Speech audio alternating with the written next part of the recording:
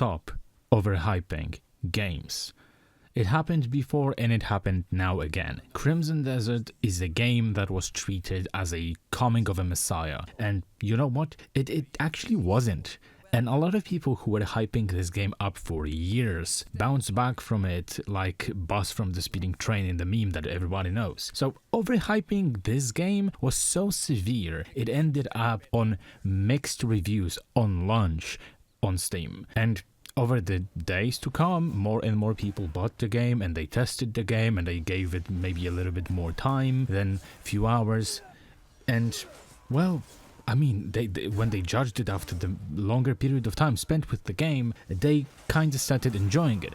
Problem is that most people who are going to buy the game, they won't sit through 8 to 10 hours of the game just to see it get better, and they still don't have this like certainty that they are going to actually enjoy it. They bounced off from it and they are never coming back. And the initial hours are really weird because it literally doesn't really connect much. You get the missions that are not even told to you that you should do it. You only see them on the UI because UI is the only like communication from the game side to you. What are you supposed to do with the quest? You're going into the tavern and you are not even talking to anyone. You end up arm wrestling, and when you finish arm wrestling, nobody tells you anything, but you get the quest to go and talk to the homeless person and give him a dime so he can give you a key to go to the sewers and free the woman who was tied in the sewers. There is nothing that tells you actually how to do and what to do. Not even an NPC telling you to do certain action. You just have it explained on the side of your screen. That's not how most RPGs work, and that's kinda how MMO works. And this game was supposed to be MMO, and these types of quests happen on the first initial like 8 hours, let's say. So after you are done with this like 8-10 hours, the quests kind of start making more sense, because the game was supposed to be MMO, and my assumption, and this is just my speculation, is that they had this beginning of the game ready for an MMO and they didn't redesign it and they just left it. And the game feels at times like it was rushed, so some things just aren't quite as they are supposed to be. And they focused, like after this 8 hours, 10 hours, they focused on actually developing like fully fledged single player RPG game. But like I said, unfortunately, most people who like don't want to spend 10 hours on a game just for it to get good, they bounced off and they are never coming back. So the story in this game is severely undercooked, to the point that Pearl Abyss's CEO agreed that they could have done a better job with the story in the game than what we got in the final product. And this game is also like a Frankenstein's monster glued together of borrowed mechanics from different games. The most like ones that are the most visible are Zelda, Breath of the Wild, Tears of the Kingdom, Assassin's Creed Valhalla, and also Assassin's Creed Brotherhood. And if I spent more time, I would find even more. But those like 4 games, there's plenty of stuff just inspired by these games. And what is, for an example, taken from Zelda's? For an example, like climbing the stuff and the stamina level and floating and the blocks in the sky from the Tears of the Kingdom side. From Valhalla, I feel like the combat system, the basic combat, if you exclude the like special abilities that a lot of the time I wasn't even using those when I was playing because I didn't see the point. The game is kinda easy when you're playing normally and extremely forgiving. So the combat, like the core combat, really reminded me of Assassin's Creed Valhalla. The Greymanes, which are the main group of protagonists, are kinda inspired by Vikings, to the point when I genuinely mixed up one member of the Greymanes and I called him Sigurd, which is a character of the Assassin's Creed Valhalla, because they are dissimilar in the terms how they act to the game of Assassin's Creed Valhalla. And it seems like it's really also inspired by the Souls-like games. All the boss fights tend to try to be like kind of like an action RPG version of the Souls-like games. And recruiting the Greymanes that you find, and you can send them for missions that there are going to be like unavailable for you to send them again for an extended period of time. Kinda taken from Brotherhood, Assassin's Creed Brotherhood, which is like a first game to actually kinda popularize this type of stuff. Like, I'm not saying this wasn't done, maybe a little bit different version in the past games. This type of system was actually kinda really done the same way in Assassin's Creed for the first time. And I really, if I tried, I would even find more examples, but I didn't bother with it. Checkpoints, like the fast travel points, also something that Ubisoft is doing, plenty of those. Liberating bases from the enemies, they are kind of designed in a different way. You just have to bash every single soldier in the base. And there's like, for an example, 300 soldiers in the base, and you have to defeat all of them. But that is also like really Far Cry-esque, like you just stumbled upon the base and sometimes it's going to be 15 soldiers, but sometimes it's going to be 300 and you have to just kill them all. And at the end of the day, it doesn't really matter that this game borrows heavily from different games, because what matters is if you have fun with the game. And if you are the enthusiast of a big open world and you want to spend hours exploring it, finding puzzles, liberating outposts, defeating bosses, side bosses, mining ore to upgrade your equipment, cutting down trees, doing some kind of errands for the villagers, finding some additional challenge on the blocks in the sky, I mean, you are going to feel like home. Sometimes you're going to climb the big ass cliff and you're going to find out that there is nothing on top of it. So yes, you are going to have fun if you like this. And I had fun when I was playing the game like this, because frankly, this is the best thing what this game has to offer. Just running around and doing a bunch of side shit that doesn't really tie to the main narrative. And you can cook plenty of meals. There is no limit how much food you can bring to the fight, which is a big misunderstanding in my opinion. You can choose every single fight with the dishes you made. So I, for an example, would make clear soup, because like, for an example, clear soup is going to require the least resources and it's going to give you 240 HP. So if I want to make a soup that, for an example, restores 300 HP, and it's only 60 HP difference, I need to add like 6 times the resources than I need for a clear soup. And sure, it heals you with the one click, but the balance is not really there. So I was just making clear soups and I focused on being soup master and just bringing 20 to 40 soups to a single fight, and it worked like a charm. I didn't really have to try with this. And I see that a lot of people probably are crying that, oh, you're just cheesing the fights and you are not skilled enough to play the game. If the game allows me to do this, I'm going to use it to my advantage. If the game allows me to bring 100 soups for a fight, and I need those 100 soups for a fight, I will bring 100 soups for a fight. That's why most games limit how many heals you can have, but this game just doesn't do it, and there is no limit how much of them you can actually like use with a quick use button or stuff like this. So you just bring the infinite number, and even if you use like every single soup, the game automatically is going to switch you to the different meal that you have in your possession. It's really easy. They also had this fast travel points, and they had plenty of complaints that the world is too big and there is not enough fast travel points, so they overcorrected, for an example, and they added so many fast travel points that they are within like 50 feet from each other. And I was like, really? Why? There is genuinely fast travel points next to the other fast travel points. I fast travel to a point, I do a blinding light, and the blinding light exposes me the points of interest on the map. And I'm like, okay, so this is probably some kind of a pickable, so I'm going to pick it, like maybe some kind of box with a challenge. No, it's another fast travel point. So from one fast travel point, I can see already a second fast travel point that was added with a patch. And they overcorrected. They never should have done it. The fast travel points were just fine. And in here right now, it's just a fast travel game at this point. And I know that a lot of people will hate this comparison that I'm about to make, but yeah, I do like Assassin's Creed games. And if you like Assassin's Creed games because you can run around and unlock side stuff and solve puzzles and liberate outposts, you're going to find your home in this game. But that's the best what the game has to offer. And of course, you have to get over the horrendous controls, because Like multiple actions are attached to the single and the same button on the controller or on the keyboard. And for an example, like double jump, you are going to try double jumping, and I'm not talking about pushing myself in the air with a full palm push.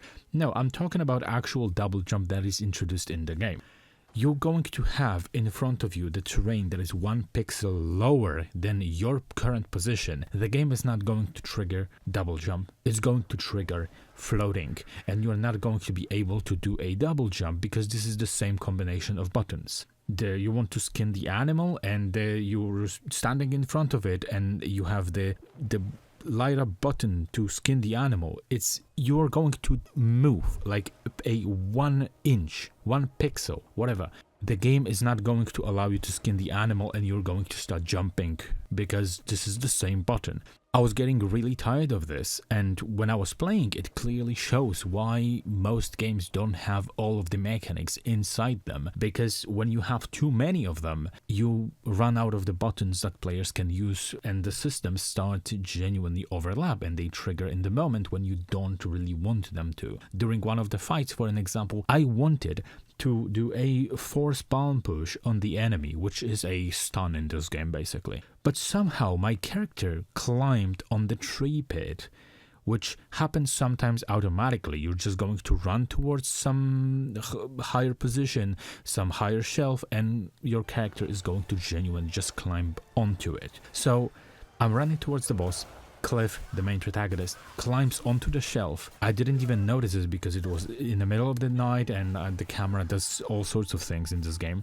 And I'm trying to do a force palm push to stun the boss, and I fell from the platform, and instead of stunning the enemy, my character starts pushing himself up in the air multiple times. And the same thing happened with double jump in the same fight when I wanted to do double jump, but I climbed onto the higher position, and instead of doing double jump, my character just started floating and doing flips in the air. Why? Because everything is under the same buttons. This is notorious in this game, and you can't really do anything about this, and they cannot patch it because there is no way to patch it. You have too many systems for a single controller, for an example, to be able to nicely play it. I also love how everyone defends this game like it's a second coming of Christ. If you like it, you have to defend it. And they are laughing at the people, pointing out, for an example, the problem in the first section of the game with lighting up the arrows from the brazier. So they are calling everyone a yellow paint gamer because they couldn't light up the arrow. And it's told to you in 2 places that you have to do it. So this is genuinely yellow paint game without yellow paint. But some people can't read apparently. The problem was that putting the arrow over the brazier was not lighting the arrow properly for some people, because Cliff, the main protagonist, just hides the bow. He lowers it down under the brazier, and I just, for an example, personally tried multiple times. I couldn't. At one point I tripped over the brazier because the game wouldn't just light up the arrow, and I just decided, fuck it, I'm gonna climb it manually to the top. I'm gonna enter from the top to the bottom. I explored it, and then for some reason the game finally allowed me to light up the arrow.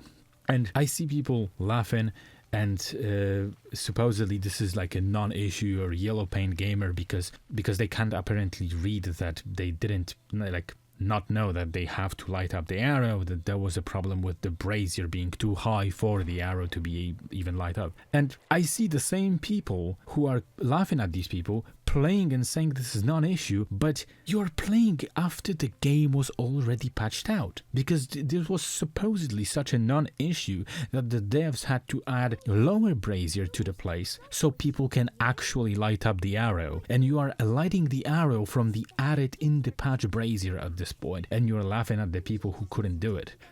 Light it up from the fucking one that is still standing next to that added one, because you're probably not going to be able to do it. And it's such a weird game. It's such a weird game, and the people's behavior around it is even weirder than the game itself. It's like a game is not bad, but it's clearly unfinished. Even the fact that in like 2 weeks they released 8 patches to fix the shit that wasn't working in the game.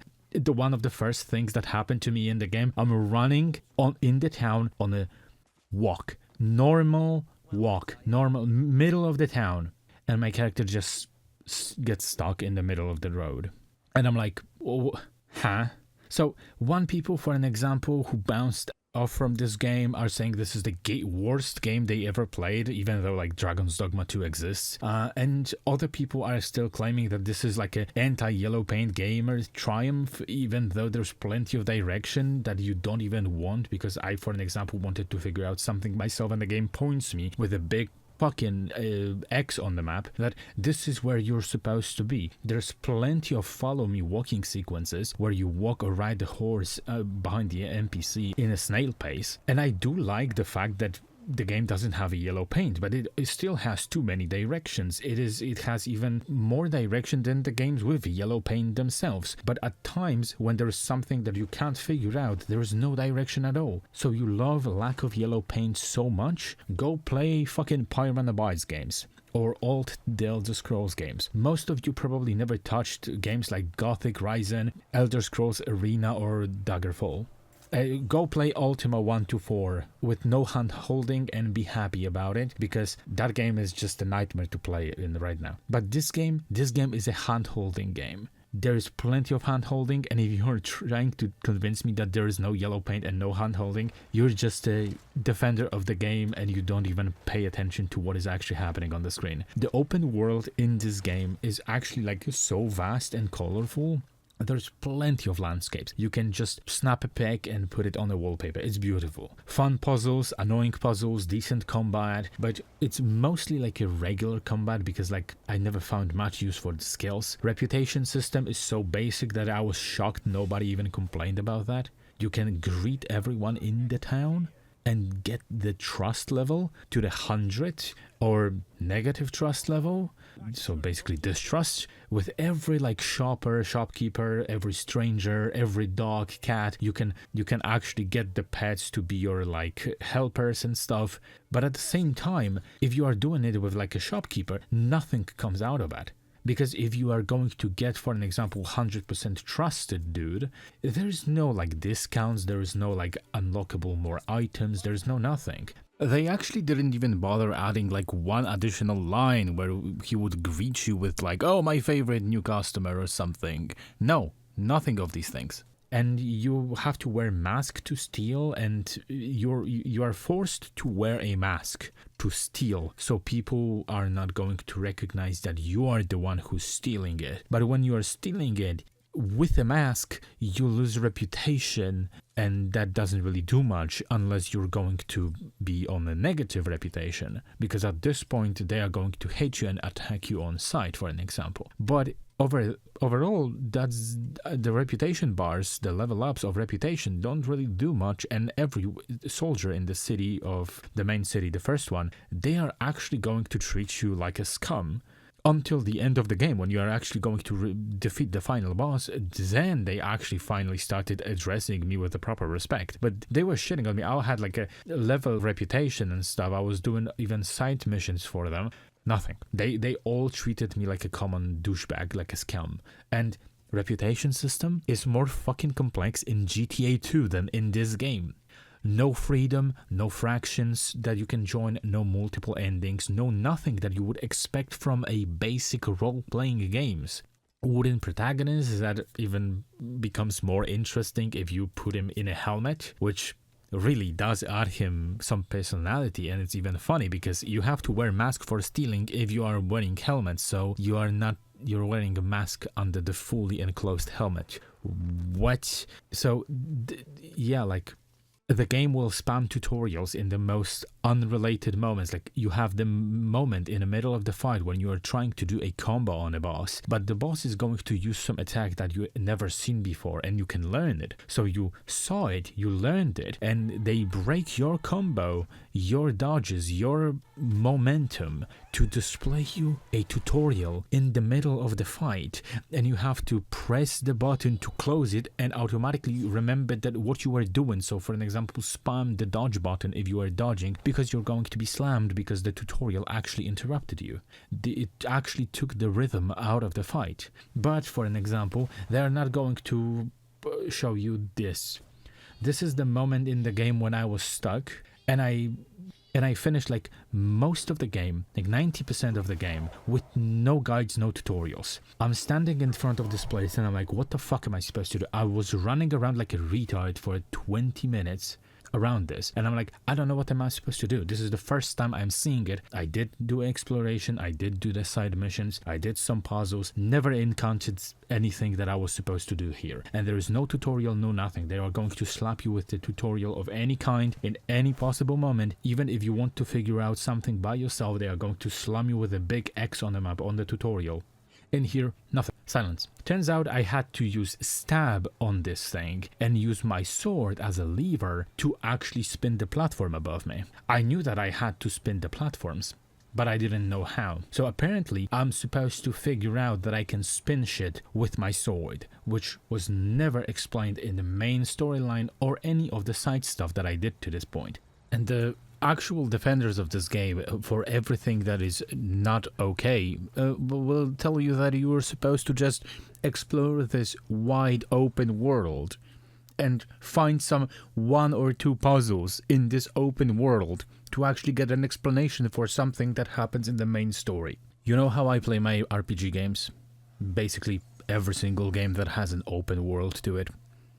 I do the main content, and then I do the side content. And this game even encourages that, because you have actual bosses that are harder than the ones in the main story. So you technically should finish the main story, and then you should go and explore the open world and fight the bigger threats. And as we're talking about threats, the bosses are not really like the peak of imagination. I was expecting something creative, let's say. 99% of the enemies that you're going to be fighting in this game, no matter even if this is like a main stuff or the side stuff, most of the enemies are just humans or humanoid enemies, like orcs for an example, or goblins. You have couple of like maybe 3 bosses in the main line of the game, mainline quests, where you actually have the creatures that are not humanoid, and all 3 of them are throwaway bosses with a 1 health bar. There was like, the bosses actually have like 2 or 3 health bars, but these ones have like 1 health bar and that's it. But one of my favorite fights that I'm not going to be spoiling is one of the easiest fights in the game, and I wish it was harder.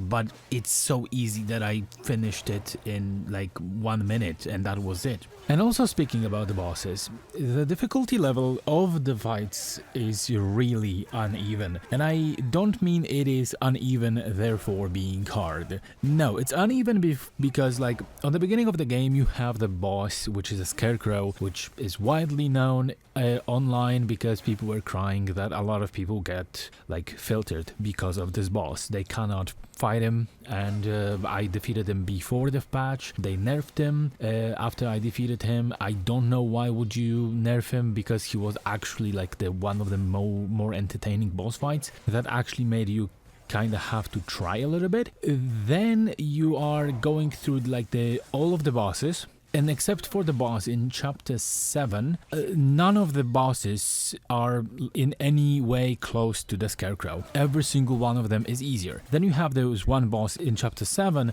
that is a little bit harder, but it's kind of doable with no problem. And then after this you have a little bit again slow up, so you don't have any bosses. The main bosses, every single one of them feel like a throwaway, just to, I don't know, fill the spot. Then I had one boss, the first boss that made me sweat a lot in chapter 9, and this is the boss fight that you see right here for an example. The previous one I wasn't showing because it's a spoiler. This one is not. So this boss made me sweat a lot. It's one of the like 3 bosses in the chapter that you get.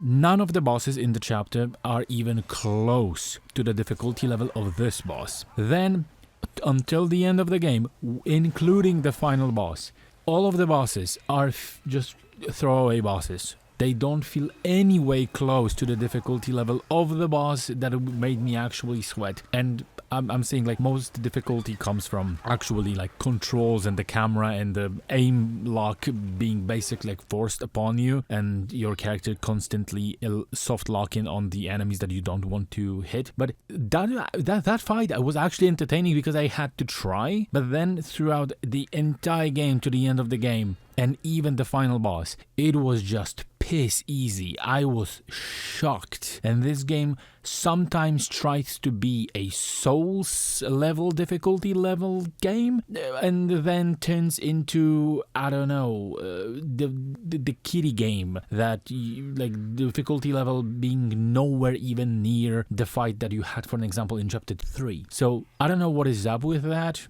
Maybe they wanted to just push out the game quicker and they didn't even put much care to it. But yeah, kinda sucks. You also have more playable characters than Cliff, your main protagonist. You have Damien, which is available for the beginning of the game since the chapter 3 basically. But then she like evaporates for like 2 next chapters, and I was like, okay. You also have Unka, which is also a playable character, and you're getting automatically like thrown into him at one point, and they tell you, go fight the boss fight. And you're like, okay, I never played with this character. I don't have half of my stuff that I could use to fight enemies as Cliff, and I have to get used to him first. But the game introduces to you new character and new playstyle kinda, just to make you fight the boss fight. That's kinda really bad idea, because like with Damien you can actually jump into this character and you can actually play as her, and then you are going to be like, okay, I feel I get the gist of it and stuff.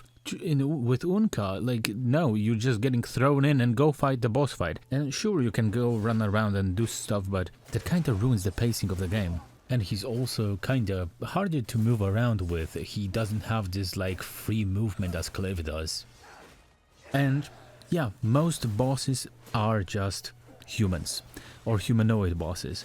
And you have like, for an example, this thing, the big serpent that I've noticed. And what is this? Well, a lot of people think this is a boss fight. It's not a boss fight. The serpent is your friend. It's a god, and this is a side content actually, so I don't consider this a spoiler.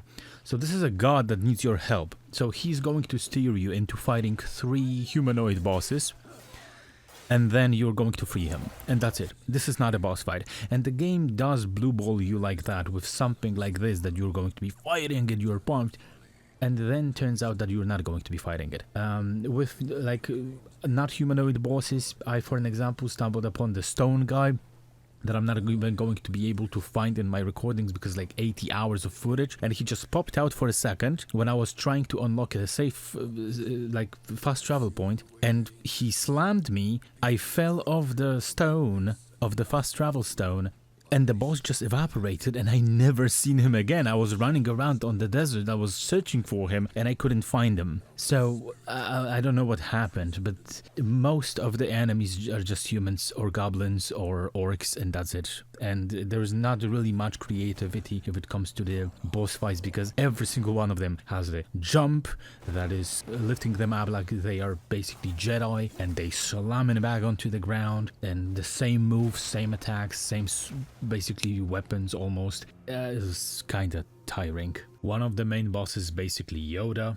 There are some creative boss fights, but most, like 99% of them, are not really creative. The last boss fight is probably the easiest fight in the game, and I was shocked because like I was ready to actually get my ass whooped, but it was so easy. The fact only remains that the game broke 3 times when I was fighting the boss fight. One time the enemy just evaporated from the map, and I found out that I have to not allow him to be close to the edge of the arena because he's going to jump and he's going to evaporate, and I will have to run across the entire like arena, which is huge by the way, too big, to find him, and the game is going to magically respawn him. And then in the third phase of this boss fight, I was spawned multiple times sideways badly. I was stuck, I fell to the ground, and I couldn't get back up because you are actually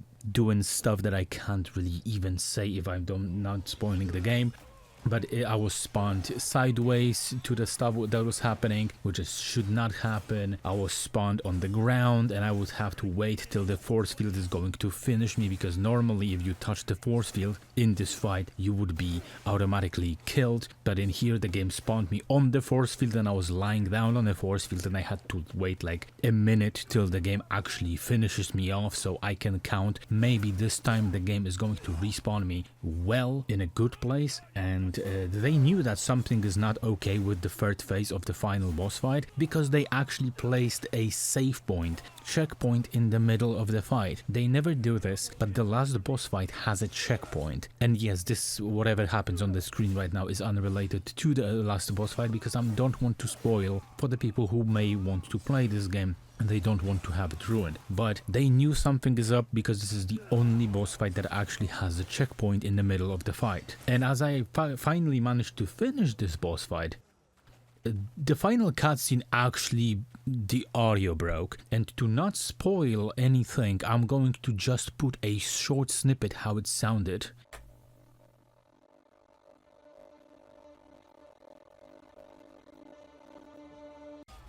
Yeah, and post credits, the audio stayed the same. I had to reset my game, so great finisher for me, by the way. One thing that I can actually say is really good, and I really liked it, is like big scale battles that happen in the game. Those are really good, and I wish there is like more of them in the main storyline.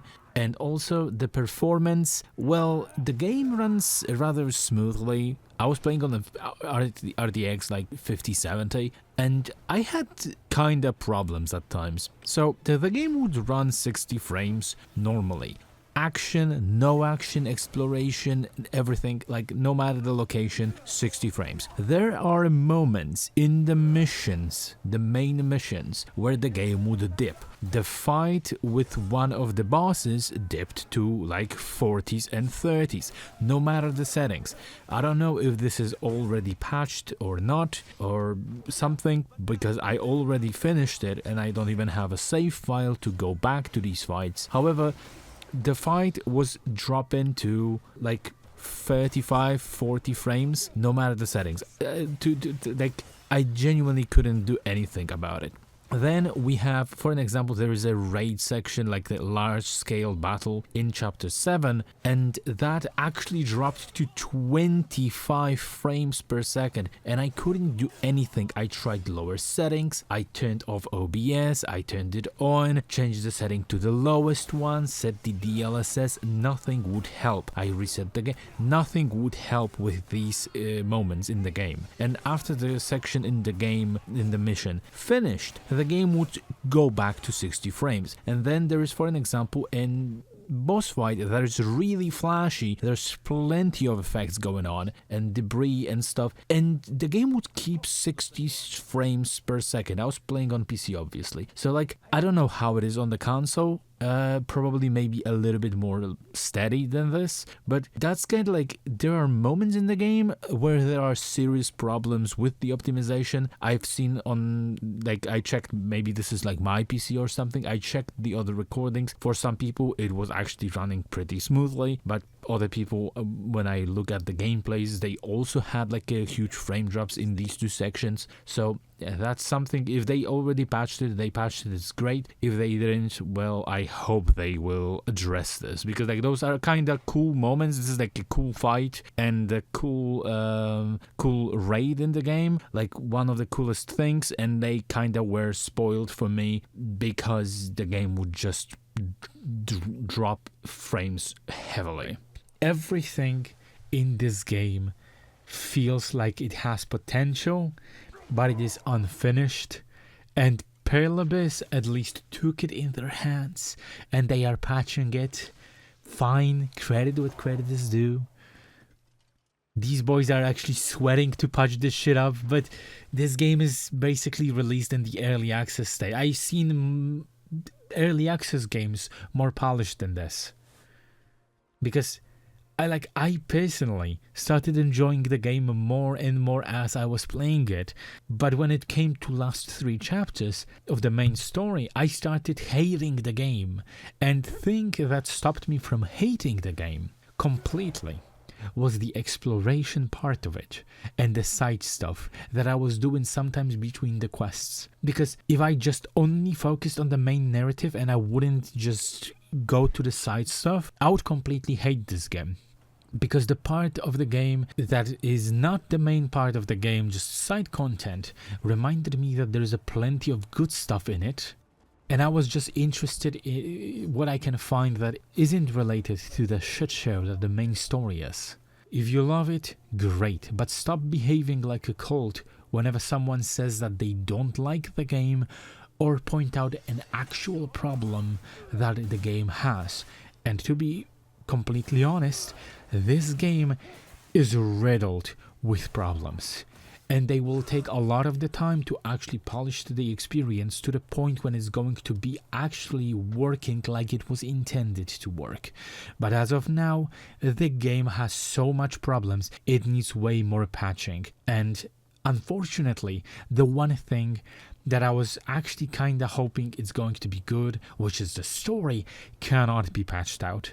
They would have to rewrite the entire missions, and they cannot do this. And hey, the game is successful, maybe we are going to get the Crimson Desert 2 or something like this, and they are going to put more care into the story itself. But this game took a long time to make, and it's still released in a messy state. So, I don't know, maybe when I'm going to be in an old folks home, they are going to come out with the second game. It's going to be actually the coming of a Messiah everyone was talking about.